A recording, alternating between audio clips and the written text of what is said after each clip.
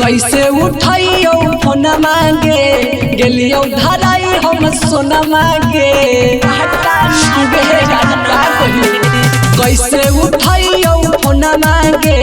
गेलियो धराई हम सोना मांगे राइफल के संगे फोटो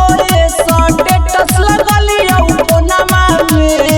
हियो पकड़ाइल जाना पहटाना के थानमा में गेलियो धराई जाना हाजीपुर सदर थाना में पहटाना के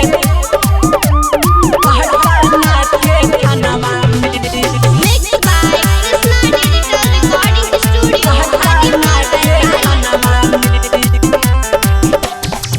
कुछ दिन जान के फसल रहबो केस में मिलिया जो जेलावे में करिया ड्रेस में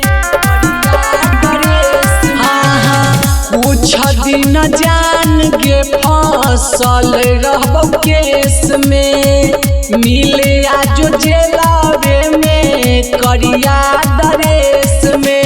रेफर करेला पुलिस सब सोचा हुआ अपन मनमा में रेफर करेला पुलिस सब सोचा हुआ अपन मनमा में हियो पकड़ाइल जाना पटना के थाना में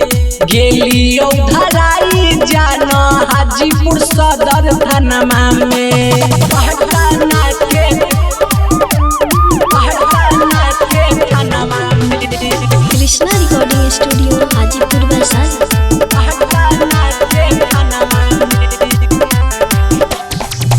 अजित बिहार के होतौ जेल से बेल गे फिर शुरू करतौ रंगदारी वाला खेल गे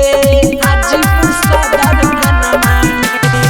कृष्णा के होतौ जहिया जेल से बेल गे फिर शुरू करतौ रंगदारी वाला खेल गे छौ के छौ गोली भरल हकौ सुना गनमा में छौ के छौ